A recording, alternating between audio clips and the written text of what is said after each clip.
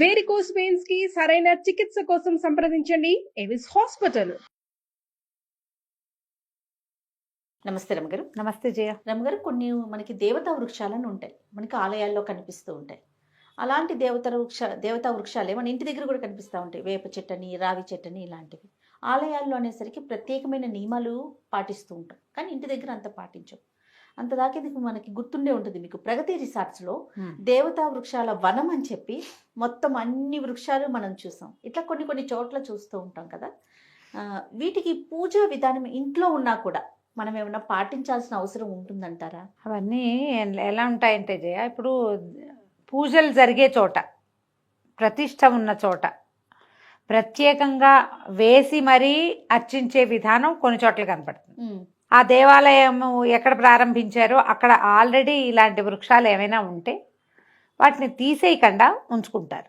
సాధారణంగా దేవతా వృక్షాలు అంటే మనకి సమీపంలో కనపడేవి ఏంటంటే రావి, వేప రెండు కలిసి ఉన్నా కూడా, తర్వాత మర్రి, జువ్వి, మేడి, మద్ది, ఇవన్నీ కూడా దైవతాంశ కలిగిన వృక్షాలుగా చెప్పబడతాయి.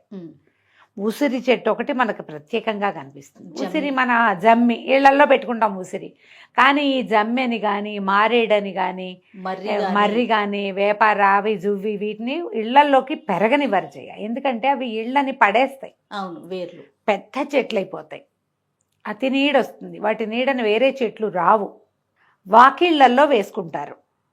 వాకిళ్లలో వేయబడేవి సాధారణంగా ఏం కనపడతాయి? వేప, మామిడి.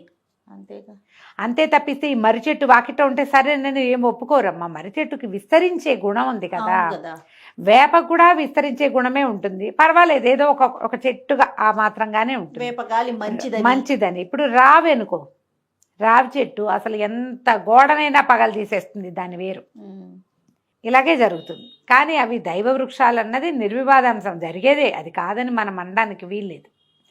ఇళ్లలో వాటిని ఉంచుకుని పెంచుకుని వాటిని దేవాలయాల్లో పాటించే విధి విధానాలే ఇళ్లల్లో కూడా పాటించేది మనం చూడం. అలా జరగదు. వాకిట్లో వేప చెట్టు ఉంటే దానికి చీర కడతామా మనం? కట్టం. వాకిట్లో వేప చెట్టు వాకిట్లో వేప చెట్టుగానే ఉంటుంది. మర్రి చెట్టు కనపడితే తీసేస్తారు, తీసేయాలి. కొంచెం వాకిళ్ళలో ఉంటే ఇప్పుడు పూజనీయమని పాలు పోయిండని, అది పోయిండని, ఇది పోయిండని ముట్టుకోండి, ఏమిటేమిటో సోషల్ మీడియా వల్ల ఇంకా విపరీతంగా తెలుస్తున్నాయి. దీనికి మనం పవిత్ర స్థలాలలో ఉంటే గనక వాటిని ప్రత్యేకంగా మనం కాపాడగలుగుతాము. మన పూజా విధానం అవి కూడా సుసంపన్నం అవుతాయి సరిగ్గా. ఏదో ఒక సందులో మొలిచేస్తాయి రావి చెట్లు, కాకులు, పక్షులు రావి పళ్ళు తిని వాటి విసర్జకాల వల్ల వస్తాయి. వేప కూడా అంతే. ఈ పెద్ద పెద్ద మహావృక్షాలు ఎవరు పాతి పెడతారు? ఓ చెట్టు మించి ఇంకో చెట్టు మీదకి తిరిగే పక్షులు అవి తిని కొన్నిసార్లు జంతువుల వల్ల కూడా బయటికి వెళ్ళిపోతాయి. అవి ఎక్కడెక్కడికో వెళ్ళి అక్కడ విసర్జించబడి క్రమంగా మొక్క వస్తుంది. నువ్వు చూడు, పెద్ద ఫ్లైఓవర్లలో కూడా అక్కడక్కడ రావి చెట్లు కనపడతాయి. ఇలాగే వస్తాయి. మనం అక్కడ పెంచి పోషించి పూజ చేయం కదా, చేయలేంగా, తీసేస్తాం. అలా తీసేపోతే మొత్తం ఊరంతా రావి చెట్లే ఉంటాయి. ప్రత్యేకంగా పూజించే విధానము కనపడుతుంది. వేప వల్ల ఉపయోగాలంటే మనం ఆల్రెడీ వందలు ఉన్నాయి. వేప వల్ల ఎన్ని ఆరోగ్య నిధి వేప చెట్టు. వేప గాలి చాలా మంచిది, లంగ్స్కి మంచిది, స్కిన్కి మంచిది, తలకి మంచిది, బుద్ధికి మంచిది, పొట్ట లోపలికి మంచిది. వాకిట్లో ఉంచుకోవచ్చు. వాటితోటి క్రిమి సంహారిణిగా పనిచేస్తుంది వేప. బేసిక్గా ఆ వేప చిగుళ్ళు కోసి కొంచెం అంత బెల్లం వేసి గ్రైండ్ చేసేసి దంచేస్తే చిన్న చిన్న ఉండలు కడితే పొట్టలో ఉన్న పారసైట్స్ ఉంటాయి, పాములు పోతాయి నిశ్శేషంగా. వేప పూత, సంవత్సరం అంతా వేప పూత మనం ఇప్పుడు ఎండబెట్టి అట్ట పెట్టుకుని ఏడాదంతా ప్రతి నెల ఋతువు మారినప్పుడల్లా అంత వేప పూత నేతిలో వేయించుకుని కొంచెం జీలకర్ర వేసి ఓ చిటికెడు ఇంగు వేసి కాస్త ఉప్పు వేసుకుని అన్నంలో కలుపుతుంది. చేదుగానే ఉంటుంది, చేదు కాకపోవటమే ఉండదు, కానీ పొట్టలో వచ్చే పురుగుల్ని, కొత్తగా వచ్చే అనారోగ్యాలని తగ్గిస్తుంది. వేప చెక్క కషాయం చాలా మంచిది, ఫ్లూస్కి బాగా ఇస్తారు అది. వేప గాలి మరీ మంచిది. ఆ వాకిళ్లలో ఆ గాలి ఆడుతూ ఉంటే చాలా రకాల బ్యాక్టీరియాలని, చాలా రకాల వైరస్ని రానివ్వకుండా చేస్తుంది. మనకెందుకు ట్రాపికల్ ఫీవర్స్ వస్తాయి కదా, అట్లమ్మని కదా, పొంగని, అవి వచ్చినప్పుడు వేపే దానికి వైద్యం, ఇంకేం లేదు. వేపతోటే చేస్తారు ట్రాపికల్ ఫీవర్స్, వేపతోటే తగ్గుతాయి. వేప చాలా మంచిది. ఇంట్లో పెట్టుకోవడం అంటే మనకంతా అపార్ట్మెంట్ కల్చర్ ఉంది, అపార్ట్మెంట్ లోపల వేసుకోలేము, బయట రోడ్డు మీదకి ఉండేలాగా వేసుకోవచ్చు వేప. ఉమ్, బట్ రావిని అట్లా చేయలేం. రావి పైగా ఏమిటంటే అశ్వత్థనారాయణుడు అని చెప్తారు.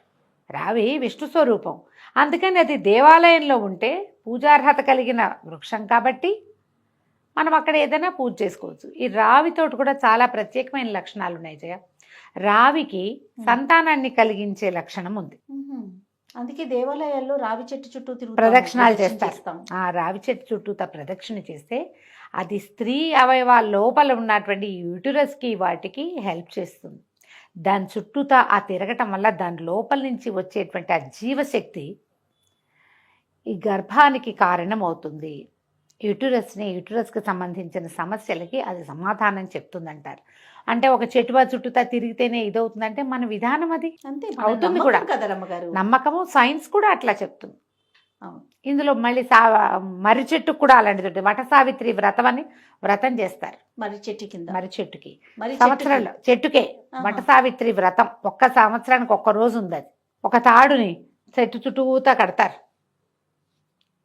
ఆ తాడుని కట్టడానికి మనం తిరగాలి కదా దాని చుట్టూతా. ఆ తిరగటము మనకి మంచిది. మర్రి చెట్లు కూడా ఆరోగ్యానికి మంచివి. అలాగని ఇంట్లో పెంచుకోమని కాదు, ఎక్కడైనా కనపడ్డప్పుడు దండం పెట్టుకోవటం, దేవాలయాల్లో ఉన్నప్పుడు విధిగా నమస్కారం చేయటం, విధిగా ప్రదక్షిణ చేయటం, ఇది మంచిది. మేడి ఒకటి, దాన్ని ఏమంటారు మన మేడి అంటే దత్తాత్రేయులు వారు కూర్చునే వృక్షం, ఔదుంబరం అంటారు కదా, ఔదుంబర వృక్షం కూడా దాని చుట్టూతా ప్రదక్షిణ చేస్తే జ్ఞాన వృద్ధి కలుగుతుందని చెప్తారు. బ్రెయిన్ ఇంప్రూవ్ అవుతుంది. మనం ఇళ్లలో వాకిట్లో వీటన్నిట్లలో చూడు, ఇంట్లో పెట్టుకో అని చెప్పబడింది ఏమిటి? తులసి. అంతే. తులసి గాలి మంచిది, తులసికి ప్రదక్షిణ చేసుకోవచ్చు, తులసి తీర్థం పుచ్చుకోవచ్చు, అవన్నీ ఆరోగ్యానికి మంచివి. వీటిని ఎక్కడైనా పెరిగితే పెరగనివ్వండి, బయట ఖాళీ స్థలాల్లో మంచిదే. ఇంట్లో పెట్టుకోవాల్సిందే, ఇది మంచిది కాబట్టి అలా భావించకూడదు.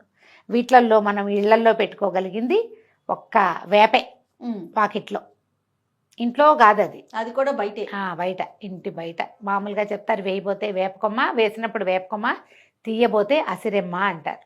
వేప చెట్టును తీసేటప్పుడు జేజి అందులో ఉంటుంది అమ్మవారు, తీయకూడదు అంటారు. దానికి ఏదైనా చిన్న పూజ ఏదైనా చేస్తున్నారనుకో, ఇంకా అప్పుడు అసలు తీయలేకపోతాం, పవిత్రంగా చూస్తాం. మామూలుగా చూడు, ఏదైనా పూజలు చేసి అమ్మవారి నైవేద్యాలు అవి పెట్టేటప్పుడు ఒక వేపకొమ్మని పెట్టుకుంటాం. ఆమెకి ప్రతిగా ఈ మన గ్రామశక్తులు ఉంటాయి కదా, ఆ గ్రామదేవతలు, వారిని వేపకొమ్మలో చూసుకుంటాం. అవును, మంచి మాటే, కానీ ఇదే ఆలోచనగా చేయక్కర్లేదు. రైట్. ఎక్కడైనా దేవాలయానికి వెళ్ళినప్పుడు అక్కడ ఒక రావి చెట్టు ఉంటే, మీకు సంతానం ఉన్నా లేకపోయినా ప్రదక్షిణ, రావి చెట్టుకి ప్రదక్షిణ చేయండి. ముట్టుకోకూడదు రావి చెట్టు. చెట్లు పట్టేసుకొని తల ఆనించకూడదు, చేస్తూ ఉంటాం. ముట్టుకోకూడదు రావి చెట్టుని, చుట్టూతా ప్రదక్షిణ చెయ్యాలి. ఆ తాడు కట్టేటప్పుడు కూడా అట్లాగే ఒక్క చోటే ముడేస్తారా, ఒక్కసారే ముట్టుకోవటం, తర్వాత దాని చుట్టూతా తిరుగుతారు. మీరు ఒట్టిగా ప్రదక్షిణ చేయండి, ఆరోగ్యానికి మంచిది. ఇలా ఆలోచించాలి. ఈ చెట్లకి ఎందుకు అని అనుకోవద్దు, చెట్లు ఉపయోగపడతాయి మనకి, ఇలా భావించి చేయాలంతే. తప్పకుండా. నమస్తే. నమస్తే జయ.